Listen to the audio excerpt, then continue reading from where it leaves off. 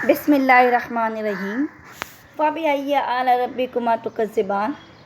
अल्हम्दुलिल्लाह अल्हम्दुलिल्लाह, हम अल्लाह की कौन कौन सी नियामत को जुटला सकते हैं। अल्लाह ताला ने हमें दुनिया की हर नियामत से माला माल फरमाया है, अल्हम्दुलिल्लाह। मेरे प्यारे बच्चों, इस तस्वीर में आप लोग देख रहे होंगे, मैंने आगाज़ ही सूरह रहमान से किया है। ज़मीन, बिल्डिंग, रोड, आसमान सब आपको नज़र आ रहा है। तो ज़रा आप सोचिए, इसी से जुड़ा हुआ आज आपका सबक है। कौन सा है अभी हम देखते हैं, चलिए मेरे साथ। अरे वाह, ये तो हमारा छठी जमात की ज्योग्राफी का पहला कवर पेज है।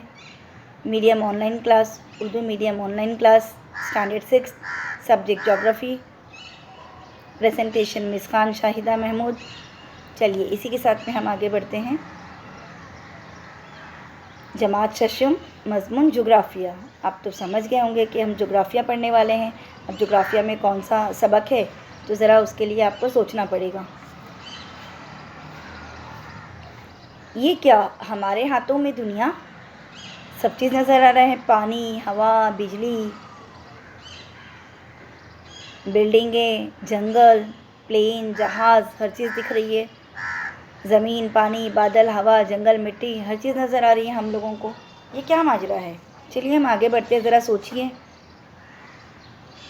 हवा, पानी, मिट्टी, पत्थर, जानदार, पेड़ पौधे, इन सबको हम क्या कहते हैं। जी हाँ, आज का हमारा सबक छठी जमात जोग्राफिया, सबक नंबर 8, कुदरती वसाइल। चलिए आज हम इसी के साथ में हमारे सबक पर आते हैं। सबक नंबर 8, कुदरती वसाइल, पेज नंबर 45 पे। ये तस्वीर तो आप सभी बच्चे देख रहे हैं। इसमें क्या क्या दिखाया गया है, इसी से मिलते जुलते कुछ सवालात हैं जो पूछे गए हैं। तो इस सवालात को मैं पढ़ रही हूँ, आप ज़हन नशीन कीजिए और फिर उसके बाद पे मुझे ज़रूर आप इस सवालात के जवाब दीजिएगा। शक्ल 8.1 में दी हुई तस्वीरों का मुशाहिदा कीजिए और दर्ज झेल सवालों पर गौर करके जवाब दीजिए। दी हुई तस्वीरों में क्या क्या दिखाया जा रहा है। सवाल नंबर 1, देखिए आपके सामने ये तस्वीर है, इसमें क्या क्या दिखाया जा रहा है। इसमें से कौन सी चीज़ें आप जानते हैं, कौन सी नहीं। इनमें से कितने जानवर और नबातात से आप वाकिफ़ हैं। सवाल नंबर 3, इनमें से कौन सी चीज़ को आपने बज़ात खुद देखा है।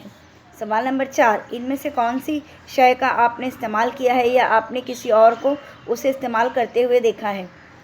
सवाल नंबर 5, इनसे दीगर कौन सी ज़रूरतें पूरी हो सकती है। सवाल नंबर 6, दी हुई तस्वीरों में से इस्तेमाल में ना आने वाली चीज़ों का मुमकिना इस्तेमाल किस तरह हो सकता है। तो बच्चों ये तस्वीर देखो और इस तस्वीर को गौर से देखो। गौर फिक्र करने के बाद में आप इस सवालात के जवाब ज़रूर दीजिएगा। ऑडियो या वीडियो रिकॉर्डिंग के ज़रिए मैं इंतज़ार करूँगी इंशाल्लाह। चलिए हम आगे बढ़ते हैं। अब हम आते हैं हमारे टॉपिक पर, जोग्राफियाई वजूहात।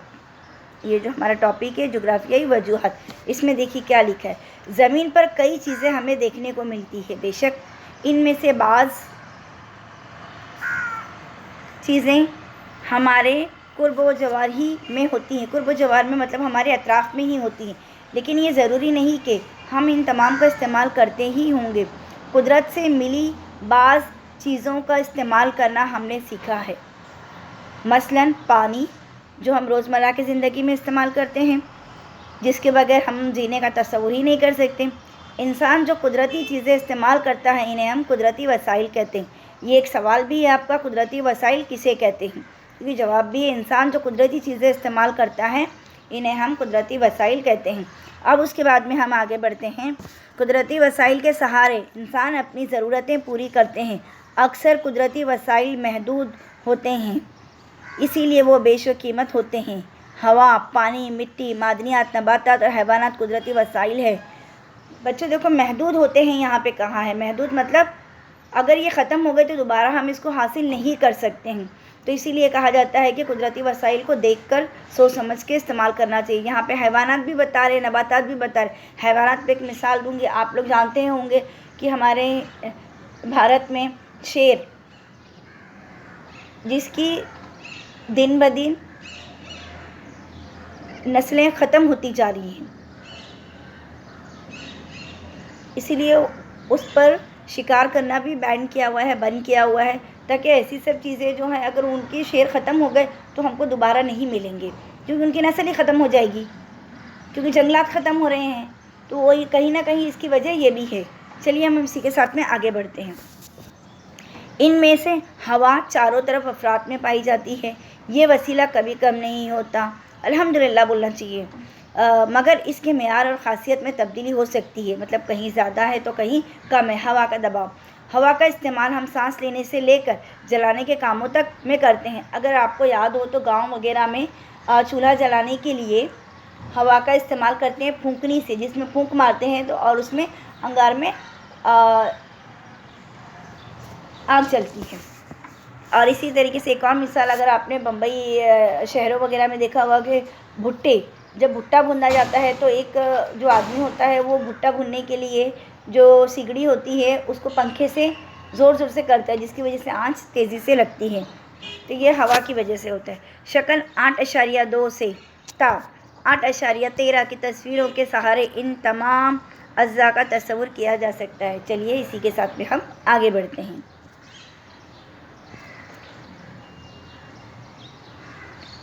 मेरे प्यारे बच्चों, यहाँ देखिए ये आपको शक्ल दी गई है। शक्ल 8.2 ज़र्रात खेत में हल चला रहे हैं। शक्ल 8.3 माहीगिरी मछलियाँ पकड़ने का काम। 8.4 शहद जमा करना। फिर उसके बाद में 8.5 पानी, कुएं से पानी हासिल करना। 8.6 लकड़ियाँ जमा करना, ईंधन जमा करना। लकड़ियाँ जमा करना मतलब जलाने वगैरह के लिए गांव वगैरह में आज भी लोग लकड़ियों का इस्तेमाल करते हैं।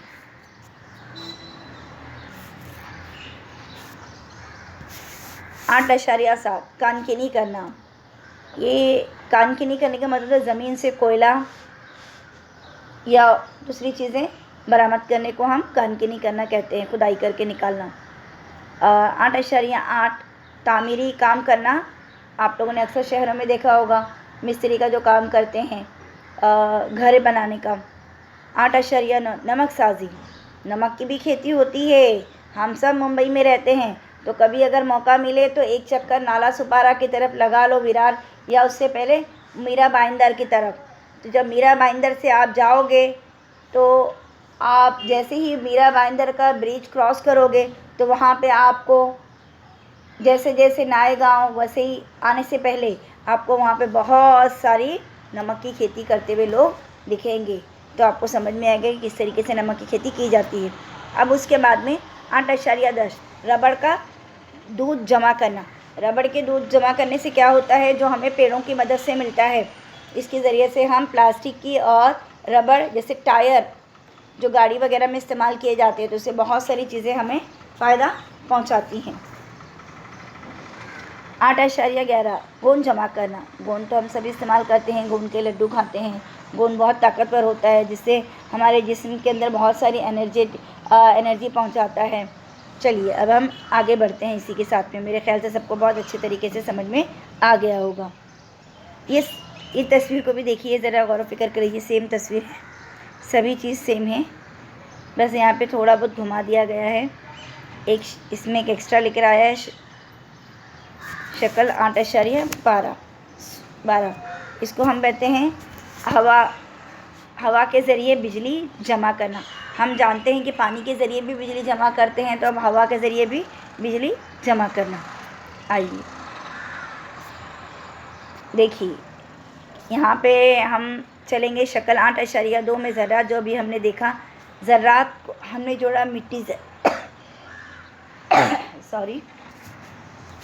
ज़र्रात को हमने जोड़ा मिट्टी से। किसान कहाँ हल कर रहा है, मिट्टी में हल कर रहा है। तो मिट्टी से हमें क्या मिलता है, मिट्टी से हमें अनाज मिलता है। तो हमें ये चीज़ें याद रखनी चाहिए, इसीलिए अपनी मिट्टी का ख़ास ख्याल रखना चाहिए, गंदगी नहीं करना चाहिए, केमिकलाइज्ड यूज़ कम करना चाहिए। अब हम आगे चलते हैं। माहीगिरी, इन सबको हम इंग्लिश में प्राइमरी सेक्टर बोलते हैं। और यहाँ पे जैसे ये शहद जमा कर रहा है और यहाँ पे ये मछलियाँ पकड़ रहे हैं। गवर्नमेंट ने बहुत सारे लोगों को मछलियाँ मतलब एक टाँकी जैसा आता है उसको बना के गवर्नमेंट रख देती है। जिसको लेना रहता है वो लेते हैं, उनको कम से कम अमाउंट में दिया जाता है उसमें वो लोग मछली पालते हैं, मछली पाल से वो लोग अपना रोज़गार चलाते हैं। माहीगिरी करना और ये शहद जमा करना। शहद के तो कितने फ़ायदे हैं आप जानते हैं। अल्हम्दुलिल्लाह शहद खाना सुन्नत नबी भी है, तो हमारी सुन्नत का भी ख्याल रखें। शहद खाते वक्त सिर्फ नियत कर लीजिए कि हम शहद खा रहे हैं, तो अल्लाह ताला हमको, आप सल्लल्लाहु अलैहि वसल्लम की नियत करिए कि अल्लाह ताला हम तेरी सुन्नत को निभा रहे हैं, तो इसके ज़रिए अल्लाह ताला हमारी सेहत और तंदुरुस्ती में इजाफ़ा करेगा। रोज़ सुबह कम से कम थोड़ा सा शहद ज़रूर चाटना चाहिए कलौंजी के साथ में, इसमें बहुत ही शिफा है। अब हम आगे बढ़ते हैं। चलिए देखिए यहाँ पे जोड़ा समंदर का पानी, नदी का पानी, कुएं के पानी से, जहाँ पे पानी हासिल कर रहे हैं लोग, और यहाँ पे शहद, और यहाँ पे समंदर का पानी जहाँ से वो नमक निकालने की कोशिश कर रहे हैं, नमक की खेती करते हुए। दूसरा जंगलात। अब जंगलात में देखिए 8.6 शकल में लकड़ियाँ जमा करना ईंधन के लिए। 8.10 रबर का दूध जमा करना। कहाँ से आएगा? तो जाहिर बात है कि जंगल से, पेड़ों से हम निकालते हैं।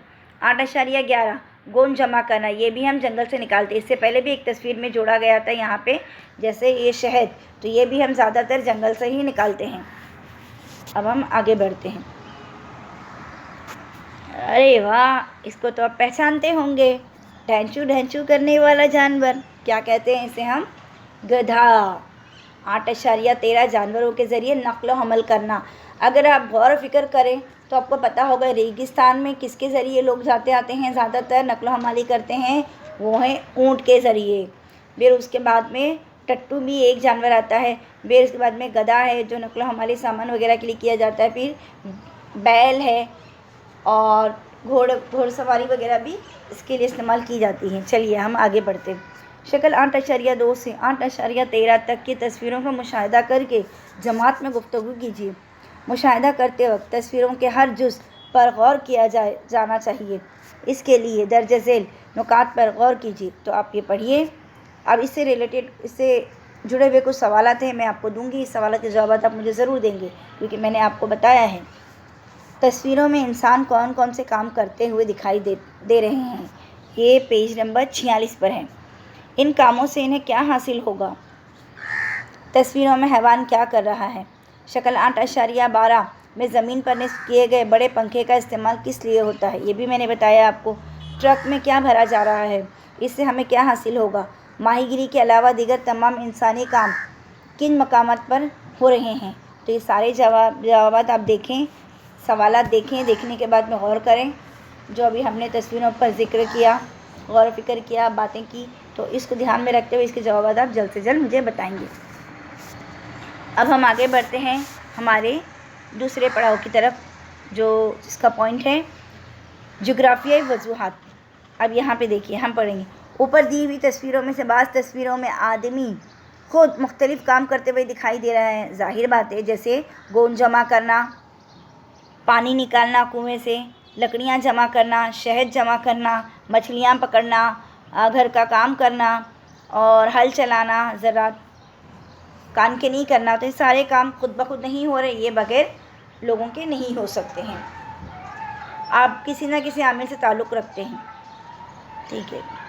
तो अब यही चीज़ यहाँ पे बताई गई है। अपनी और दूसरों के ग़िज़ा की ज़रूरत को पूरा करता है कौन? किसान।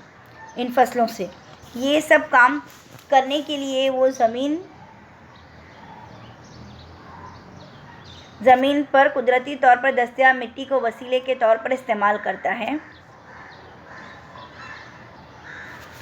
मिट्टी का ये इस्तेमाल दुनिया में हर जगह होता है, इसीलिए इंसान के ज़राई पेशे में मिट्टी एक अहम कुदरती वसीला है।